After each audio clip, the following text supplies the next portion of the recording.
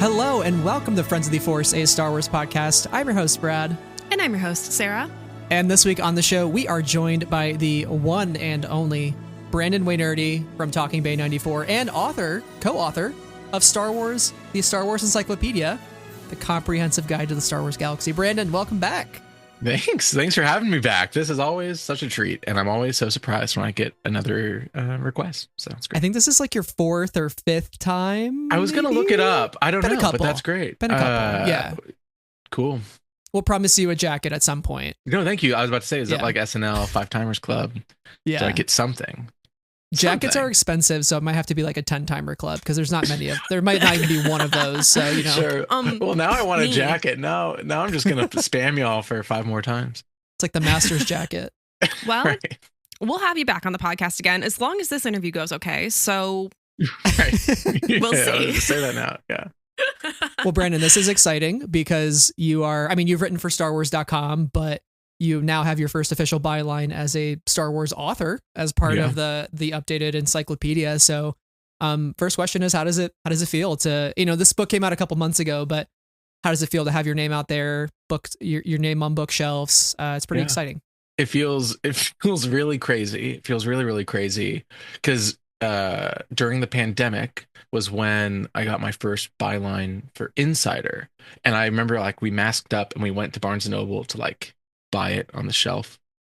And that was crazy. I did have to Google what the difference between an author and a writer is, which I guess is a book. I guess, according to the Google, author is if you've written a book. And now I'm like, okay, interesting. And so then when this came out, we went to my local bookstore and bought it off the shelf. And it's that's pretty crazy. It is, again, it's interesting with this book because there are so many co-authors and we all worked as a team, but it is still a very, very surreal thing to happen.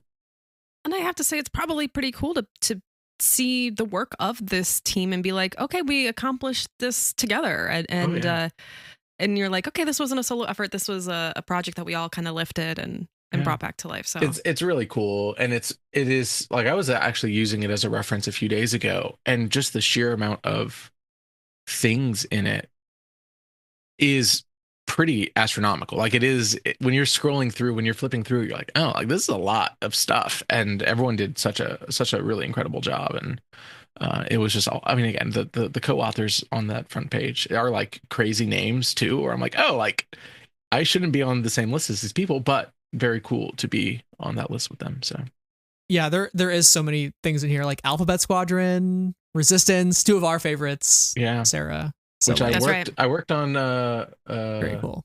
Both quite a bit. Although, Resistance coming later as well in the other book. But yeah. Yeah. So, we've had you on this podcast before, but not as an author. And one thing we love to ask our authors is kind of, when did you originally become a Star Wars fan, and what kind of brought you to Star Wars originally? Probably some folks have heard this story on various other things, but we want to hear on Friends of the Force. Okay, and I'll switch it up. I'll say something different. No, lie. Yeah, the first thing I remember of Star Wars is I was at my grandparents'. My grandpa put on, I think, Return of the Jedi, because I remember C-3PO and R2-D2 walking to Jabba's palace, and I was like, wow, this is crazy. And then I think and that was the VHS with the Lucas signature.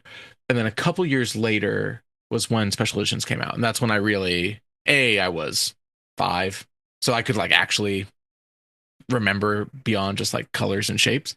And that was a big deal because, again, 5 years old with all 3 in the movie theaters month to month to month, and then it also having a Taco Bell campaign and action figures are in the store, and it just felt like a new movie just for me, that I saw the whole story and I knew what was happening and everything was really cool and everyone was talking about it. I got to see it on a big screen, and from then on it was that was it. There was truly, it's funny because I think I was always obsessive even as a very young kid, where I went from Toy Story when I was 4. This is when Toy Story came out. And then when I'm 5, Star Wars comes out, and then I only care about Star Wars. That was it. There could have been something else. I think Lord of the Rings, popped in when I was 12. But really, Star Wars has been a pretty consistent thing, because I had then the prequels 3 years later, and then the sequel. It just has never really let go. And so I've been very lucky in that regard. never let go, for better or worse. All the heartbreak that I've felt as a High Republic fan, so many books, some days I'm like, why have I gotten Why into did you do this? But now you're about to be done, right? It's about to be, what are you going to do? Start again? Yeah. But then we have the Rot's 20th anniversary coming up, and that's a heartbreaker for Star Wars, but also a joyous thing to have like the prequels in our lives. And I know you're a big prequel guy through and through, which, we appreciate here. And I feel like we kind of all grew up in the same sort of time with the prequels and like that resurgence of Star Wars in general. But I know for you, like your huge niche is behind the scenes, and like, so many deep cuts of Star Wars. And I think specifically the role of the Star Wars reference book. You are now an author on one, but you have a lot yourself. But like, what was the role of reference books for you growing up as a fan? It's a great question, because it was, again, kind of the thing for me. But I loved to read, period, right? I think all three of us share that. But it was when I found Star Wars, it wasn't then the opportunity to really dive in deep into something for probably the first time. And it really did start with the young adult novels. So there was like the Junior Jedi Knights, Young Jedi Knights, Science Adventures, Glove of Darth Vader. All of those existed, and I bought all of those and read all of those. And then the second component was the DK visual reference books, and that was like a crazy, very cool thing. And what was even crazier, my aunt worked for DK back in the early 90s, and so for Christmas I would get the visual dictionaries, and I'd be like, and the cross sections and the locate, all that stuff. And they're like, this is great. Like, this is the greatest thing. Cause like initially I was getting, like, I got one on film, which I still, and I got, there were castles, all that stuff. And then I'd get the Star Wars one. I was like, oh, like, this is real. Like this is also the same. And so all these years later, being able to contribute to both Insider, again, something that I subscribe to and that I read every issue of. And that's how, like, I still kind of have, there's like a probably issues 50 to 75 of Insider are like almost like canon in my mind, of like, I remember every article or short story or weird mention. And then these dictionaries kind of combined are like how I view Star Wars, and being able to work on both now is pretty surreal. For someone who has maybe read novels or just watches the TV shows outside of the movies, why would you encourage them to seek out a Star Wars reference book? And do you have a favorite that you would recommend? Ooh, that's a great question. Among all of besides them, the Star Wars Encyclopedia, besides the new Star Wars Encyclopedia from DK Publishing. It's the very best, but next to and it's a good question, because it's great. It's like the encyclopedia is fantastic and so comprehensive. So it depends on the age, and it depends on what you're interested in too. I do think, like, not everybody wants the deep dive in ships or in characters or in aliens or whatever it is. Some people want the behind the scenes deep dive. Some people want something more like the visual dictionary, which is a little bit different in terms of how it approaches what people are wearing and the weapons and the storytelling. And again, those visual dictionaries, I was luckily, it was the week the book came out, actually, and I was able to interview Dr. David West Reynolds, who wrote the first Star Wars visual dictionary, which I think might be the most like important Star Wars thing that's been written in a very long time, if only because if you go back and read that first one, the one that's for the original trilogy, and how it's shot, because he went through the archives and like photographed everything, nothing existed, to show like the cross section of a lightsaber, all that, like nothing existed. But how he writes, the tone that he writes, and what he's historically kind of putting together as a archaeologist, kind of has set the tone for even now. Like when I'm writing the encyclopedia or other books, it is the same tone of voice that everyone uses, not just me.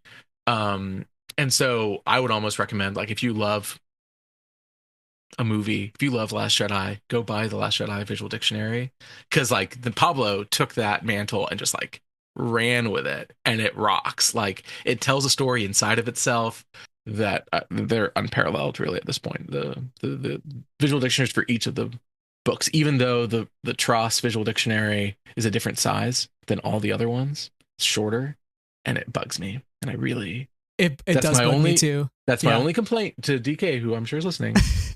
Different size. Well, they also did that to Abrams did that to the High Republic. art of too.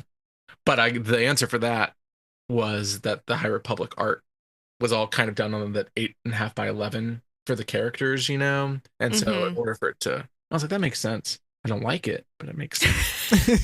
And I'm glad it exists. Obviously, I'm so glad that they're making art of books. Yeah. But those are my only flags.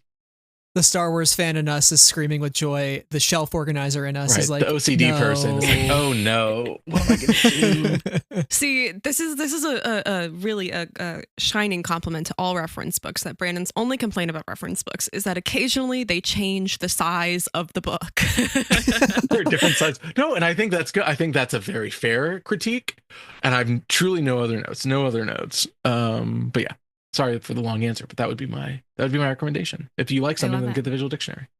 I would have to second it because I still have my prequel ones from when I was growing up, and they're very, very precious to me. Yeah, they're beautiful too. I mean, like the photography and like how it's all like, because it's also very funny because a lot of it wasn't necessarily true.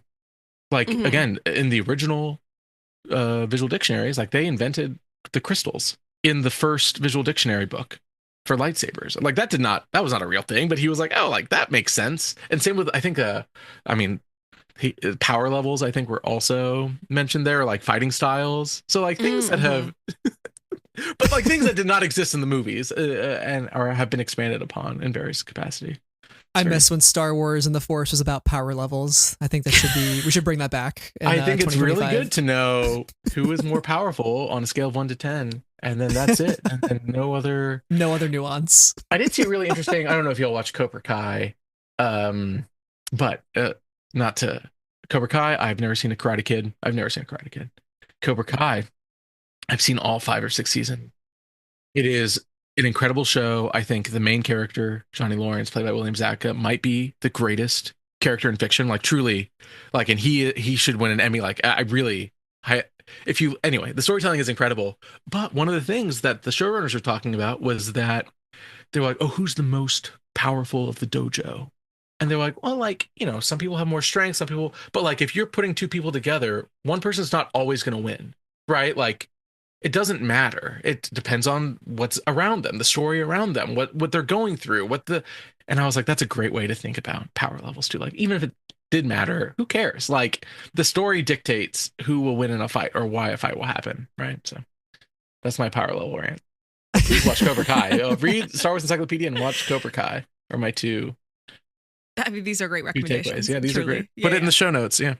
I have never seen Karate Kid, but I am excited to watch it because the new one is coming out soon. Yeah. So I'm like, that's when I'll do it. I finished the series finale of Cobra Kai, and I'm like crying on the couch. I'm like, truly, my wife is like, because she didn't watch it with me, and I'm like crying with these grown men like hugging each other or whatever, you know. And she was like, I don't know what's going on. And then the show ends, and then I put on the original Karate Kid for the first time. I'm like, oh, this all makes a little bit more sense now. This is good. It's a good show, but I'd never seen it until now. I know this is a Star Wars podcast, but I'm really just shocked. I'm the only person in this chat who had like seen Karate Kid before now. Well, if you've seen it, you might even like it even more than I did. So fair enough. You're trying to find something to ruin your life a little bit. Cobra Kai seasons 1 through 6 or whatever. Valid. Well, again, I have to bring us back to Star Wars, and I'm not a transition whiz. Like Brad is really good at a transition, but I'm just going to tell you that I'm transitioning. Get it into Cobra Kai somehow. Yeah. So I can't tie it into Cobra Kai, but I can tie it into the fact that we love to talk and we love to, learn about Star Wars, and we love to dive into something deeply, like you did with Cobra Kai. See, I'm bringing it together. Okay, good. And that was good. You've been hosting Talking Bay 94, which if our listeners have not gone and listened to Talking Bay 94, literally, what are you doing? The interviews are so excellent. Please go do it now. This is my mid-question recommendation. But you've been, hosting the podcast for almost 7 years, and, you've been contributing to .com and Insider in an official capacity. And throughout all these conversations that you've had with, creators, people who behind Star Wars, what continues to inspire you in how you approach Star Wars through the scope of writing? And has that continued to fuel your fandom? That's a great question. And it has not only fueled my fandom, but it has fueled kind of my creative expression or how I work or how I write. in the sense that it is so nice to just talk to someone that is good at their job and does it in a creative way and does it in an interesting way and has made something of themselves, right? Not all the people that I've talked to have won awards or are known or signed autographs or anything like that, but they have done something of value or something of interest. And even that is so inspiring to me, just as a creator, as a writer, as a employee, as whatever. And so not only has it enhanced my like love of Star Wars, which again has kind of the seed of it was like there was something greater here than in other things that I'm watching, and there's so much love and care that is put into it. And here is a very detailed explanation of what has happened, right, with the behind the scenes books and movies and documentaries and all that stuff. And so being able to carry that all the way through to now, where I am, some of the people that I interviewed in the early days, I'm just like doing what they did, like I've kind of matched to where they are. And it is very interesting to then take a step back and be like, okay, why am I here? How did I get here? What is the next step? And using their stories as kind of inspiration or as even just kind of a step-by-step guide almost. And that has been really rewarding in ways that 7 years ago I would not have anticipated at all. I really love what you said, and you have me thinking about like why I love doing this. I'm assuming like Sarah, why you love doing this, and why Brandon, you love doing it in the podcast sense, and you in the writing space as well. But talking to people who are really good at their job, because you just learn. I don't know. I feel like the most interesting parts of Star Wars is just like how did it come to be? How did it turn from page to screen or from brain to page? And I don't know, just that creative process is so interesting. And you're somebody who is very good at what you do. Very good at what you do. I don't know. Yeah, thank you. Yeah. Like the articles you've written in like Talking Bay, I think has gotten me thinking of Star Wars in new ways over the years. And you're good at what you do. So you're asked to help contribute to this book. What was your first reaction when you got the email or got the call to contribute, considering all the work that you have done for Talking Bay and Insider.com over the years, to have this like new opportunity? Yeah, it felt really like a culmination. It really did feel like, and that's how I felt with both Insider and .com, these kind of milestones where like the first time my article was in Insider, 202, Timothy's on interview, and I pick it up and I'm like, well, that's like, if I do nothing else, my name is in this magazine and I've done it. Like that is it, right? We've done it. And same with .com. As soon as like my photo is on StarWars.com for some reason, I'm like, wait a second, like that's pretty good. Like that's another milestone. And then this, even just getting the email, because they had reached out during the celebration in London and they're like, we'll be talking soon. And they they're like about a project. And then when they sent the email, I said, it's for a book we're calling Star Wars Encyclopedia. And that was a pretty, like, it wasn't like, again, I will say yes to any book, really. If DK is listening, I will say yes to anything that you all want me to do, for sure. But the fact that it was Star Wars Encyclopedia and that being my first foray into anything on that publishing front was really special, because that is like, that's a very serious thing to carry and not to mess up and to take very seriously. And it's something that like I can explain to my in-laws and they are like, yeah, I understand what a Star Wars Encyclopedia could be, like not just like a random something. And so it was very rewarding and very surreal, and I'm still very kind of taken aback that occurred. It's kind of not kind of, it is an incredible book, because it is something of like a one-stop shop for anything about the characters that you could possibly want to know or figure out, and you can flip through it through the Star Wars timeline, and find the information that you need in a little bite-sized kind of nugget, and it's really incredible in that way. And this book picks up from the 2019 edition. So much has obviously happened in the world of Star Wars since then. What did this collaboration look like between DK, Lucasfilm, the author team that worked on this edition, and how did you go about tackling each of your respective time periods, characters, etc.? Yeah. I mean, the short answer is Google Docs. is that's how it all worked. And it was a lot of Google Docs, really well organized. Our editor put together this like really incredible document of like, here's every entry that needs to be updated, here's every entry that needs to be rewritten, here's every entry that needs to be written in total. And from there it became kind of this journey of figuring out who would be best equipped on that author team to do what, and then who is going to pick up some certain things or some odd ends or anything like that. So we all had pretty good marching orders, and we were all pretty comfortable in the lanes that we had chosen or that had been assigned or however it came about. And then from there, it really became almost a separate game. Like we joined together and then went our separate ways for a little bit, of just putting words on the page and getting through as many as possible. And then we would constantly kind of come back to each other and ask questions or ask advice, or how did you do this, or what are you mentioning here, or what's the best way to do it? Because really it ends up being a game of word count, which is not the sexiest way to talk about it, but you do have limited words on a page, and a lot of these characters have just such dense stories that it really does become what is the most important for this character to come across in their entry. And it was a really interesting challenge. My goal with anything that I write, but especially this, is to go straight to the primary source, in the sense that it is very important just to not use regurgitated language, not use memory, not use anything like that.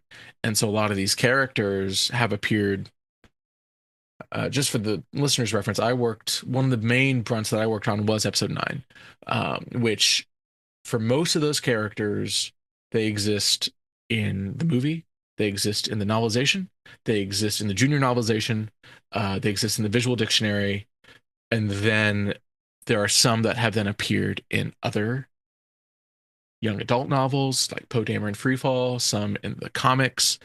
And so you want to tell their entire story, and you want to see what did they talk about with this character in this book, how did they describe them, and you just kind of go from there. You use the language that's been presented and then tell it in a way that makes sense, both as a story, but then also like that character you treat them as a real person. And yeah, it's very interesting, and again, very collaborative.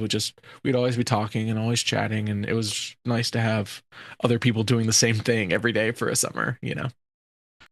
Yeah, I think it's one thing when we finally have the book in our hands to just take it for granted. It's like, oh yeah, these are all the Star Wars facts. And again, this is like one of the most comprehensive books I've seen since like the very old 3-book encyclopedia that came out, eons ago. That's and that one's crazy. That one's insane too. And that was like, full expanded universe stuff. That was the one from Random House, but like this is super extensive. What were like, I guess, were there any blind spots that you had where, again, you as somebody who knows so much about the galaxy of Star Wars, like anything that maybe you were a little bit unfamiliar with, but were excited to dive into, having to research maybe like a new character or a new ship or something that we were just like, oh, I didn't know much about this until I went to that source and got that information?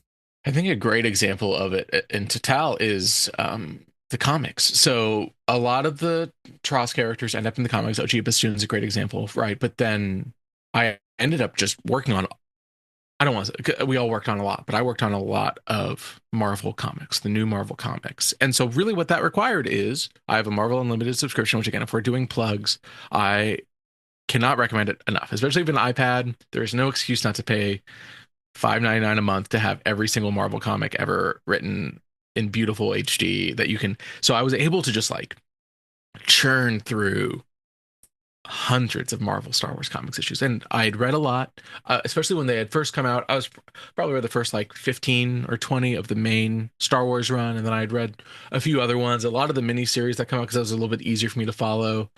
But I think at this point I've read each Marvel comic that has come out 3 or 4 times, mostly because of the Marvel Unlimited app. And I was able to really, again, get a really good sense of all these different characters. All these characters only appear in one mini series, or, and it was really fun. And that was kind of a blind spot for me, but in a way that such an interconnected universe within those Marvel comics that it was like, by the end, you're just really in the groove. And I had a really good time going through all that. talking with other authors of DK books that have this really strong visual component in the end product, there's always a sense of we're writing it all on Google Docs, and then we eventually kind of see some of the sample layouts and see it all put together. What was it like for you to see the process of it being built into the final book that we all have today, and seeing the sample layout and then the layout with your text perhaps, and then picking it up and having it in paper? It's very cool. It's very, very cool. And one of the steps in there too is like kind of a edit process where they give you your page and like, can you just double check and just make sure everything is good, blah, blah, blah. And that has been really good in the sense of it kind of prepped me a little bit, because I truly was like, oh wow, like this is crazy to get the first few. And then you get in a rhythm and you're kind of just like making sure that you spelled things correctly, or that like things make sense or things. And then when you finally get it in person, it is, I think the heft of it was what surprised me. It is a big book. You could put it by your front door and use it to like, as a security system or something, if you really needed to. But yeah, it was pretty spectacular because the designers at DK are so talented. And the ones that I've been working with for this next book, which I'm sure we'll talk about, but like they churn it out so fast and in such a beautiful way that I'm always kind of I'm like, oh, that's how it looks. Like, that's very cool. Good job. Like this is not like no one care really. No one. I mean, the writing is important, but how it is laid out is why things are so popular. Yeah, totally. And I think as we've been talking, I'm just reflecting on all of the DK books that that I have, and just thinking of like the impact that they've had, and you share that, Sarah shares that, these visual dictionaries that have been such a core part of her life, which by the way, I almost lost to time. And Brandon, you were somebody who inspired me over the years to be like, where are my old books? Right. Like Brandon's got this great collection. Where are my books? And I found them, most of them in a box, like in my parents' basement. Oh, and I was that's like, so oh my good. God. Yeah. Took them out. Now they're on my shelf. Which leads me to my question of like, this is more of a fun question of how do you organize your reference books? You have a very extensive shelf layout. And I want to know like, and we're talking about the design of the books. This encyclopedia has such a nice spine. Like it's got like that real nice color of the Tatooine and the sunset and everything. And I'm just like wondering how you lay out your books, all your reference books that you got. Let's see. And the sun has set since we've been talking, so now my office is a little dark.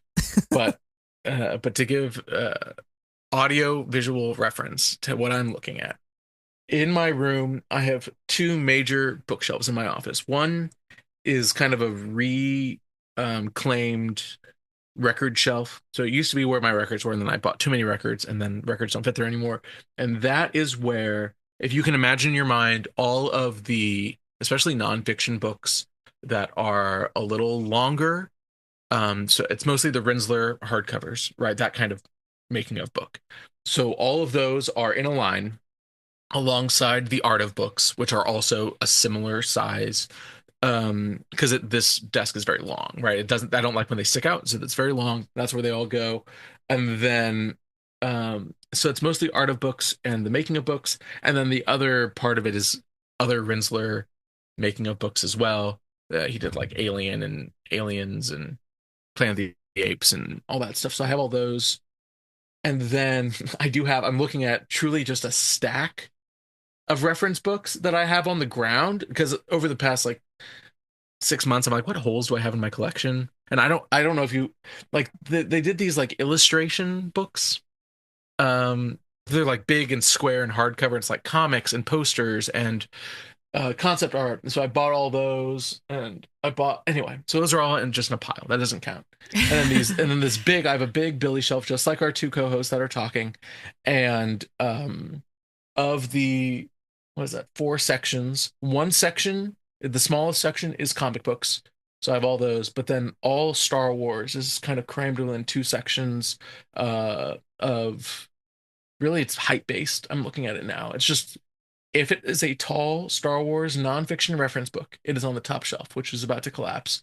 And then the second shelf are the magazines, because I do think like Star Wars Insider, for people that are really looking for very interesting research material, Star Wars Insider is such a product of its when it is published. So if you get an Insider from 97, you are seeing what a Star Wars fan cared about in October 97. And it is almost better than like reading the current news about Star Wars, because it is so wonderful to like see what toys they're buying and like what show's about to come out or what they're talking about. So those are all there, and those are really great reference. And then there's fiction, which I don't use as much, because honestly, if I'm writing um something about a fictional character, I have the ebook, and that's a lot easier for me to like truly control F Tommaso, Poe Dameron Freefall. Like, how many times does this guy mention what color is his hair? You know what I mean? Like, that's a lot easier than me paging through a book. And then the bottom shelf is more of the stouter and smaller nonfiction books. And then I have a section that is all of the unauthorized cast and crew autobiographies that have come out over the years, which I think are also just like a really fun, like the Billy D. Williams one, or I just got one that's Dave Barclay, who was a puppeteer on Empire and Jedi. It's like those are always fun to read through. But that's the current explanation. It is a mess. And then I have a whole section I have single issue comics as well, but that's buried. But that's it. That's what my bookshelf currently looks like. So if anybody needs to find anything very specific in Star Wars, Brandon's library office of all his reference books is located at blank, blank, blank. Yeah, it's funny because when I need something, again, I was writing a piece today that needed making a book, an art of book, one of the Tashin prequel books, DVD commentary, and like within 1 minute, I just pulled it. I was like, okay, we're great. I have it all. We're good to go. And like, it really does make me feel very good. It makes me feel like I haven't wasted my life or something. It's great. Or my money. I get that feeling. I respect it. I'm right there with you. There's no greater feeling than just being surrounded by books, Star Wars books, Tolkien books, whatever books you want. I'm praying for your top shelf though. Please don't collapse, because that would be a tragedy. I know. I'm so nervous, and I've put so many priceless collectibles on the shelves below. And really what I need to do, I've just been lazy. I just need to get a piece of wood to like bolster it, like as a middle thing, but I don't know how to use a power saw. So I want to ask real quick before we get to our last question here. Do you have any Star Wars reference books that have been a favorite find on eBay as an avid eBay pursuer? It's a great question. So what I've been doing now, because I have everything. The collection's complete, folks. That sounds rude, but I have pretty much everything. True Jedi, right? He's true Jedi'd his collection. But now what I see, I don't want to give away my eBay safe searches, but one thing that I have been really loving are signed editions of the books. And so a lot of these books, and I think, but now I've kind of completed it, because a lot of these books you can find signed by, whether it's the art of books, some of the artists. For every Disney movie, there was a gallery nucleus in San Francisco would do a signing with 6 or 7 artists and Phil Shostak or whoever. And like, I got on that train I think I got on maybe Rogue One or Solo, but I missed like Force Awakens. So I just got that version on eBay for like $30. You're like, great. Like, also has all these great artists signed it. And I just bought an Art of Attack of the Clones, which I already had, but it was signed by the author, Mark Cadavaz, but it was signed to the 501st Legion, which is very funny. And he did like a big sketch of himself, like in a stormtrooper costume. I love it. And I was like, well, I got to buy that for $20, right? And then the only one I don't have, and I think we've talked about it, the only one that I'm still missing, and now I'm just like kind of waiting for a good deal, is Dressing a Galaxy. I don't have Dressing a Galaxy. My gosh. A crazy thing. Because now I'm like, it's been so long, and I could, for $200, I could buy it right now, right? If I really wanted to, I could buy it right now. I'm trying to get it for $100. I think that's fair, but for $200, I could buy. But now I'm like, I don't have it. Should I just get the deluxe edition for $500? You know what I mean? With the swatches and the signature and I don't know. I almost did that during the pandemic, living at home. Yeah. Getting those stimmies, and I was ready. I was ready to pull the trigger. I know. That's a great. Yeah. You made me remember that might be the only reference book, nonfiction book that I don't actually have. That like, because some of them have like deluxe editions. There's a great Sculpting a Galaxy deluxe edition as well that they did. Same publisher, And I have the regular, and it's signed by Lauren Peterson, but then the deluxe comes with like a land speeder model, and like you're like, well, I kind of want that too. Like, I don't know, and it's like $300-$400. But yeah, that's kind of my current nonfiction reference book. If I can get it signed, and I also like getting, especially the art of books signed. Like I won't bring them to Japan, but I do have several of them that I've gotten signed by Doug Chang or whoever, because that's a nice additional aspect. Sorry, go ahead, Brad. Yeah, you've reminded me I'm missing Attack of the Clones. Art of. I need to get a good copy of that. You should have, if you had truly told me 2 days ago. Because I bought the extra one, and then I texted my buddy Jason, my producer. I was like, "Oh, do you not have this? Do you want it?" And he was like, "I don't have it." I gave it to him on Monday at a screening. So I would have truly just sent it to you because I didn't need it. You missed, and it's a hardcover. It was beautiful. It was really nice. Yeah. But I've Sarah, got didn't you get a copy recently? You got a I've good got one, all the prequels ones.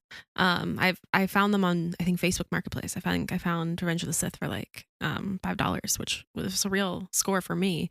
But I mean, if that Attack of the Clones book had to go to anybody, Jason is a great guy to have that book. So that's good to hear. We can't be upset about that Right. missing that one.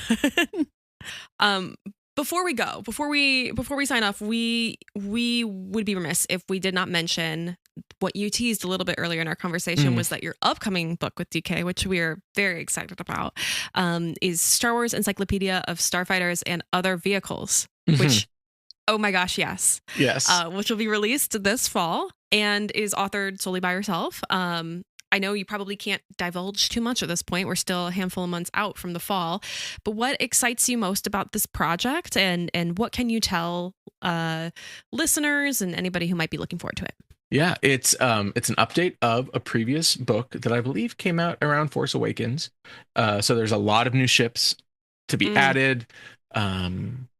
It's been really fun. It's pretty much done. It's pretty much done. There's a couple things that might be hitting from something that I need to go in and fill out, but it has been a really fun process. The editors have been really great. The designers have been really great. And yes, it's been weird, just me, because the process isn't that much different than it was with the other authors, except I still just text the other authors like, what do I do? Or like, what's going on? But it's been really great because I'll admit it here on this podcast. I did not tell DK this, but like ships were never I was never a ship guy. I never knew like, oh, there are 6 turrets on this thing or whatever it was. And so it was really, again, talking about how important it is for me to just make sure that everything goes back to the source material. It was very important for me to kind of like dive headfirst into each and every one of those ships and like watch where they were from and what they did and where they shot from and all these things, right? As opposed to just like taking things for granted. And it was a really great experience. And there's some really cool ships in there. And I really cannot wait for people to see it. But yeah, that'll be this fall. We'll talk again then, maybe. Maybe you'll have me back to rant a little bit. One step closer to the jacket. Yeah. Is this an updated version? Is this, because I know there was like a 2018 version. Maybe it's the 2018. Maybe it's the Last Jedi version. Is that what that would be? Maybe it was Last Jedi. Maybe, instead. Yeah. I was trying to remember when the last one was. So it's been a while. I actually bought it. They tell you not to buy things, like, because like we'll just send you a PDF. But you know me, I want a physical version of these books. But so yeah, it might be might be Last Jedi. Yeah, but anyway, yeah. But that's so exciting. There's a lot. Yeah. There have been so many Star Wars ships in like the last 7 years. I know, and some like, really cool time? ones. Like, some ones that I really love, and so it was really fun to kind of put it all together. And yeah, that'll be coming out in a few months. Very we exciting. Look forward very exciting. to heading to our local bookstores and picking up a copy to add to our reference book collections. Please support your local bookstores and pre-order it. You can pre-order it now, really, and that'd be awesome. Well, Brandon, that brings us to the end of our conversation here. So we're so happy to have you back. It's been too long. Yeah. Definitely want to talk more ships closer to when that book comes out. But for our listeners who want to follow what you're doing in the Star Wars galaxy, where can they find you online and anything you have coming up that you want to shout out? Yeah. You can follow me at Actually Brandon. That's my personal, and that's on Twitter and Instagram and everywhere. And then Talking Bay 94, you can find anywhere you listen to podcasts, and you can follow them also on Twitter and Instagram, especially. And yeah, there's some good episodes coming up of Talking Bay. South by is about to happen, so hopefully I have a few interviews coming from there. Some good StarWars.com pieces are coming very soon, hopefully, about some upcoming shows and stuff. So that should be really fun, and some good insider pieces coming soon. And Star Wars Encyclopedia on shelves now, and Star Wars Encyclopedia Starfighters and other vehicles this fall. So there's a couple things if you wanted to read something I did. Yeah, there's some Staying Star busy. Wars stuff coming up. There's some things. A couple things, yeah. Very exciting, very exciting. But thanks again for joining us. This is so much fun. Sarah, anything for our listeners before we close out here? Stay healthy, stay happy, stay hydrated. Go buy the encyclopedia at your local bookstore if you can, or the big box retailers, because they will also have it, because it is definitely the book that you will want to have on your shelf of any of the reference books, just for a great overview of characters, vehicles, locations, a little bit of everything in the Star Wars galaxy. So that's what I have to say. Thank you again for taking the time out of your evening to join us, Brandon. And it's always really great to chat with you. Yeah, really great. And see y'all in Japan soon. Yeah, absolutely. Well, thank you everybody for listening. You can find us on all of our usual places online. And we'll see you next time here on Friends of the Force. So may the Force be with you, Brandon, and with all of our listeners.